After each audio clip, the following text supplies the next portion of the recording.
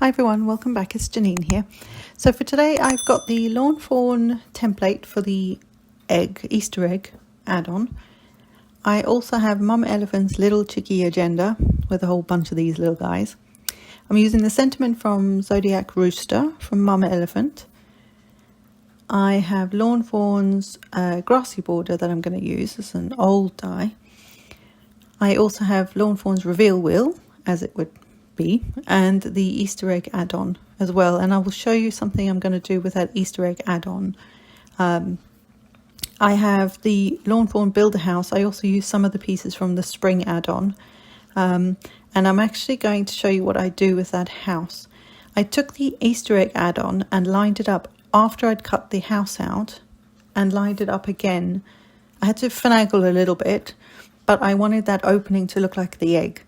So that's what I did. So I also have stamped and then cut with my brother scanner cut the little chickies that I want to use on this card. And I cut them out using I stamped them, using VersaFine Onyx Black ink, which is a great ink if you're using your Zig Clean Color Real Brush markers, which is what I'm colouring them in with. So for the colours for the chick, I have the yellow and bright yellow. I then have orange for the little beaks. And the egg, I am using beige and flesh colour. I just thought it made a nice egg colour, eggshell colour, I should say. I can't talk today. I'm using the sort of darker of the yellowy colours and then dragging it out with the lighter one. And then if I get too much of the darker colour on the lighter shade, I then just sort of dab it off on the cardstock, as you can see in the bottom left corner there. And then I thought I'd colour all my little chicks in one at a time. And the greens, I cannot remember what greens they were, but they are just like I think it's like a leaf green and light green or something like that. It's a nice little combo. The purple plant pot that he's sitting in is violet and light violet. For some reason I can't remember the greens, but I can remember all the other colours. Anyway, and so going around and just colouring in all my little chicks one at a time, and they're so cute, guys. They're so cute. And I love that although there aren't exact matches for everything, Mama Elephant's Zodiac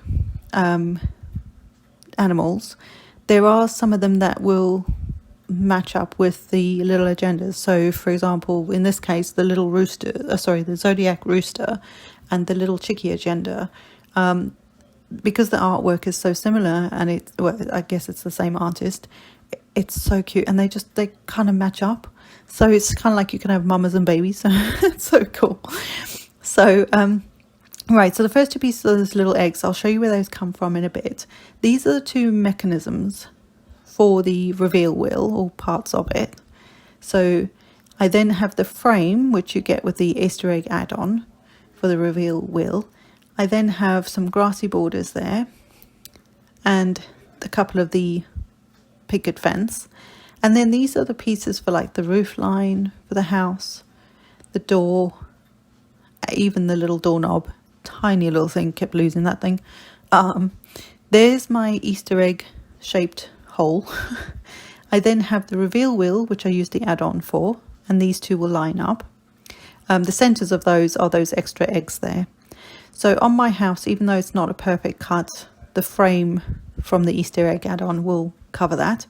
And then there is one of the reveal wheel panels without the opening cut out. That back panel I used just a regular cardstock. You're not going to see it. And then the rest of the cardstock is Bristol Smooth cardstock. It is my new favorite for blending, for inking, for using my zigs on. I love it.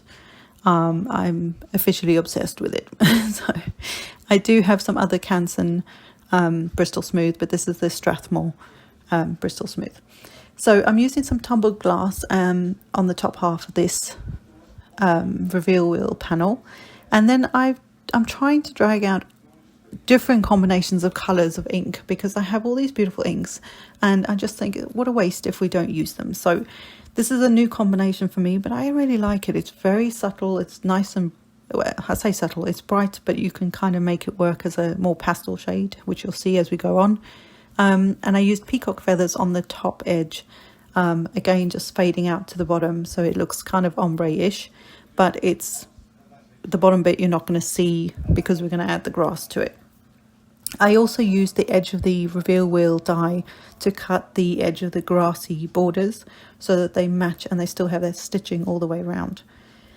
So for the grass, I did go to my go-to favorite combo, which is Twisted Citron and Mowed Lawn. I can't help myself, I just love it. Twisted Citron is very much a limey kind of green, and it reminds me, it's not the same, but it reminds me of the Lemon Lime Twist by Stampin' Up, which I love, and I'm gutted they got rid of that, but I still have that just because I do. But it was one of my favorite colors from Stampin' Up and they got rid of it. But I use the Lemon Lime Twist, the Twisted Citron is very similar and I just love it, that limey green. So for the house, I decided to go with Squeezed Lemonade. Sorry, I nearly forgot what it was. And I could have added some brick detail on that actually, even in the same colour. I then used Kitsch Flamingo for the little door and for the frame that will go around the opening in the top of the house. Normally, if you had a window, there's lots of window treatments and add-ons that you can add to that. Then I used Shaded Lilac for the doorknob, that teeny tiny little doorknob, which I stuck to some post-it note while I tried to ink it, and I just dabbed the ink on. If you try and blend it on, you're going to lose that little thing. And then all the, I guess the outside treatments like the roof line and the, I don't know what the bottom piece is, but those treatments for the house. In Shaded Lilac. And then for the picket fence, I wanted it to still look somewhat white, but I wanted to add some shadowing to it, so I used pumice stone, again a colour I don't always pick up, but it works really well. I then grabbed peacock feathers again without inking the blending brush, and Kitsch Flamingo for these two inner parts. So when you use the reveal wheel, these bits cut out, so I thought they're perfect egg shape, so I was going to use them. I then took the reveal wheel part, so one of the mechanism, if you like, and I wanted this to match the sky. I could have actually made this match the house, not the sky, and it would have looked like it was inside the house. But my new method in my head is that actually it's because it's not really a house. It's like a little hen run, chicken run, so you can see through it. That's what I'm telling myself, which is why the wheel is blue, not yellow. But anyway, and why it matches the sky and not the house. It's fine. It looks cute. So I, of course, spritzed everything with some water, as I do. And again, this just adds lots of extra not layers, like texture and some interest for your backgrounds and your little pieces and things. Especially if you don't want to add extra detail like lines and dot details and things like that, which you could, of course. Or if you don't have stamps that are like texture backgrounds, which I nearly did on the eggs, but I thought, no, let's keep this simple because not everybody has extra stamps and things that will create, like a woven background or something like that. So even just spritzing with water with your inks creates texture and a bit of interest on it. So you don't always have to have those kinds of stamps. You could also use, of course, pens and pencils to create that texture. So I will get the house lined up with the egg, the openings lined up, and get my house somewhat straight as well. But my camera decided to turn off. So that is drying at the top of the frame there. So what I thought I'd show you is how I put the little chicks on there now. So I've die cut them. You could easily stamp them through the template, but this is where the templates that Lawn Fawn have brought out for the reveal wheel are so handy. When this first came out, it was kind of tricky to get things lined up, but these templates make it super easy. So this is how I used it to stick my little images where I wanted them, and this worked really well. So a bit of post-it note just to help hold some of the template and the wheel together, just so that I had some, like an extra pair of hands, if you like. And then I just lifted the template and just eyeballed it. Honestly, worked really well. Like I say, you can also stamp the images directly on that back piece, and not actually die cut them out. Obviously that will give you a smoother run when you're moving your wheel, but I didn't actually have any problems. So the next thing I did was I put the template back on. I then put the little circle behind it and added the brad from the back through to the front. And what we're going to do is put some foam adhesive just on the small circle, not touching the brad and not overlapping that circle, so that it still moves. And that's essentially the mechanism that's going to make this wheel move. So with the template on, I can now line up my template, that egg shape on the template, with the opening, hold that in place. I've taken the backers off the foam dots, and then just line up with my back panel, and that will create the wheel for the reveal wheel. And then I can take the template off, which is also why you put the brad this way round so you can get your template off. don't want to leave that in there. And then I'm using the same height of foam dots. You can either go a little bit higher, but I would not go lower than the foam that you've used on your little wheel, because it won't turn as well. So I'm just getting, and I do use a lot of foam. I'm a foam junkie, so I use a ton of it. But as long as that foam isn't touching your wheel, because you want your wheel to keep moving, you'll be fine. So you can put less on if you want, as long as it's not touching that wheel. So I'm just getting all these bits off, and then all I will do to put the two together is line up, because they're the same size, line up the front panel with my house on, and line it up with the back part that has the reveal wheel on it. And it lines up perfectly. Lawn Fawn think of everything. And there you go. Even with those little pieces stuck on there, it still turns perfectly. Those little images, it still turns perfectly well. So now I've put some sticky on the back of double-sided tape on the back of all my pieces.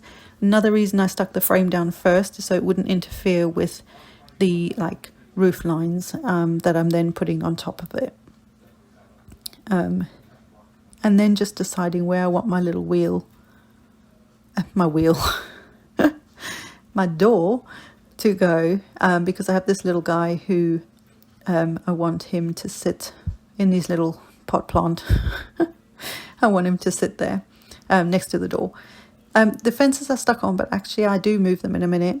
I will trim them off because they're obviously wider than the panel, which is fine, but they weren't quite in the right place when I came to putting the grass on. So I stamped my sentiment and then stuck the two grassy panels together in place so that they were ready to go, but also because I didn't know if I wanted to pop them up on some foam or not. I decided to leave them flat. There's enough space and gap between the layers of grass and the fence panel to be able to still stick little pieces in there, so like the eggs or the other chickens and things. So I decided to stick that flat, but I needed to move my my little fences down. So just getting the eggs in place as well, trying to decide where I want to put them.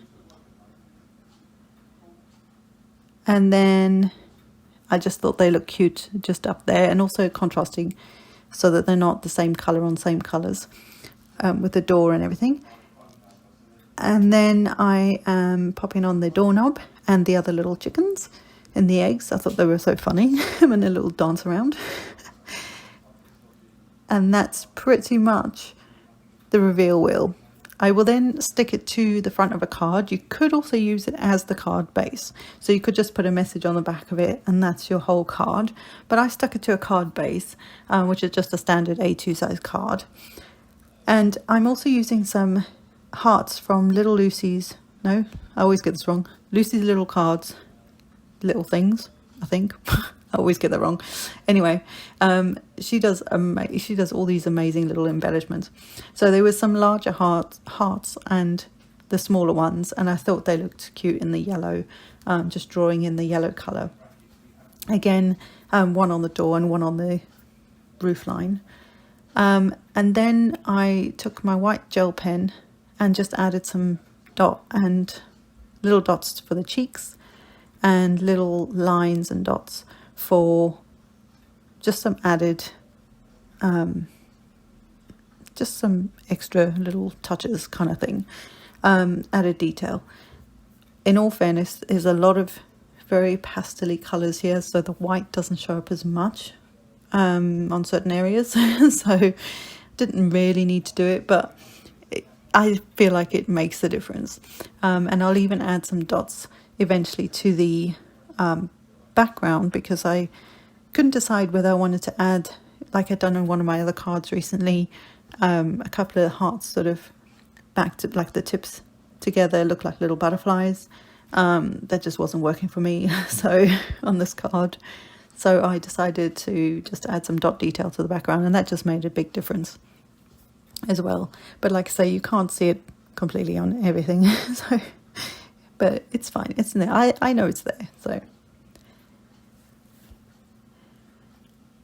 and even on the eggs and the fences, I pretty much put it on everything. I will also use the Kitsch Flamingo ink and add, there's a die in the reveal wheel which is a little arrow to show people what to do with that reveal wheel on the right hand side. So I will actually, you'll see that in the photos on like social media when this is posted, but I will actually put that little arrow in there. You can draw it in if you want, but I decided to actually use the arrow. Now this I went in to use a black glaze pen for the eyes, which I love doing. So I did this guy and that was fine, because then I went and did the others at the bottom. Yeah, shouldn't have done the next one. I should have left that a bit longer, because you'll see I'll move it and his eye gets smudged and it looks like a big old cross in his eye. So I tried to fix it, it weren't going to fix. So I didn't do the rest of them. And if I do go back and do the rest of them, I will just have to wait and have some patience. So don't do what I did. If you either don't do it or do it beforehand and make sure they are dry before you put the template together and the reveal wheel together, or I would just not bother. So I kind of smushed his eye there, but it's okay. I just want to show you how cute this is when they go round and round and round and round, and it's so fun. I love it. I love these little guys. I just love the images. I love the style of artwork. I'm kind of big on that sort of thing. So here's where I nearly drew or could have drawn the arrow in, so people who get the card will know what to do with it. But I'm going to use the die cut piece instead. So yeah, I hope you've enjoyed this, guys, and I hope you have another bit of fun with mixing and matching your supplies. And I will see you next time. Bye.